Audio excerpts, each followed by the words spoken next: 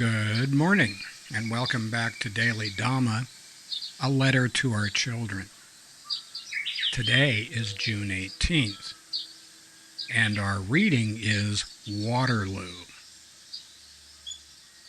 The generation that made the French Revolution had an extravagant conception of the omnipotence of man's reason and the boundless range of his intelligence. Never, says de Tocqueville, had humanity been prouder of itself.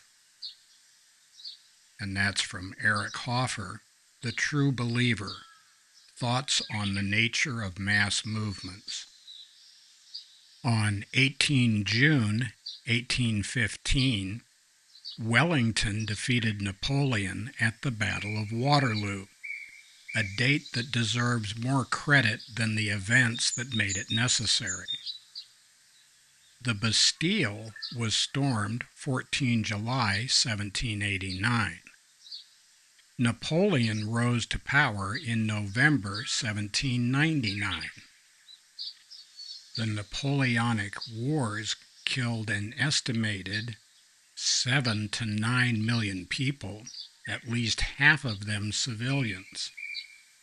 Bonaparte wanted to standardize Europe. God, please deliver us from people who want to standardize us. Efforts to manipulate and control others arise and they disband. They disband and they arise.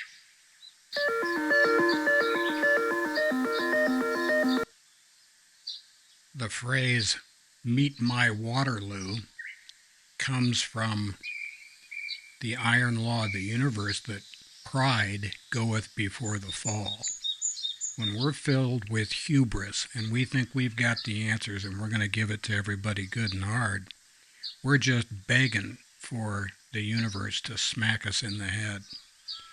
And that's exactly what happened to Napoleon. He poo-pooed Wellington, calling him the sepoy general, but between the 16th and the 18th of June, he got his hiney kicked. Now, if you go visit the Waterloo battlefield, you could be forgiven for thinking that Napoleon had won. Napoleon became a great hero to the French people and to many Belgians and Luxembourgers and other people in the world. To this day, they think that his rationalization of things in Europe was a really good idea, but they just kind of have to step over the 9 million bodies on their way to telling him what a swell guy he was. The revolution in France was the presenting cause for Napoleon's overthrow of that revolution. And the reason it was overthrown is because revolutions always eat their own. Case in point, the plans that Napoleon proposed to use in order to rationalize French society and then organize a united Europe that would do things his way were mostly drawn up by a guy named Condorcet. Condorcet was an intellectual and a marquis, and he served the old regime as the director of the Paris Mint from 1774. In 1789, when the revolution broke out, he was all for it. In fact, he was elected a deputy from Paris in 1791. He had a whole bunch. The good idea fairy basically took up residence in his head full time.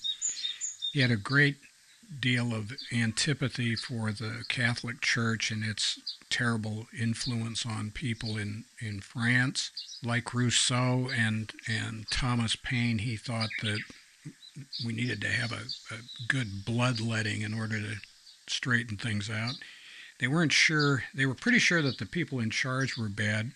They didn't think anybody else could do it. But, well, you and I could do it. Why don't we do it?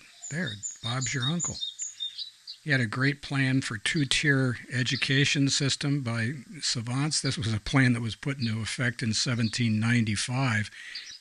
But by that time, he was already dead. He only lasted for 3 years. He was arrested and jailed in 1794 and was awaiting execution, and somebody either slipped him some poison or he somehow tripped on a big lump of opium and died. His ideas were only later resurrected. I'm not making that up about the opium.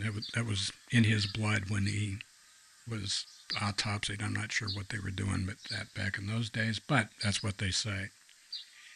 Anyway, smarty pants have all kinds of good ideas, and if they're lucky, it doesn't blow up on them. If they're unlucky, the people they're running with might just take care of themselves.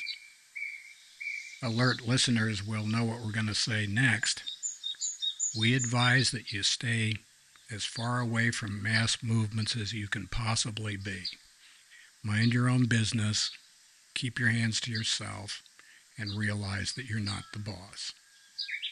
If you're of a mind, please like and subscribe to the channel, and if you wouldn't mind stopping by Amazon and picking up the book in either Kindle or paperback form, would be much obliged.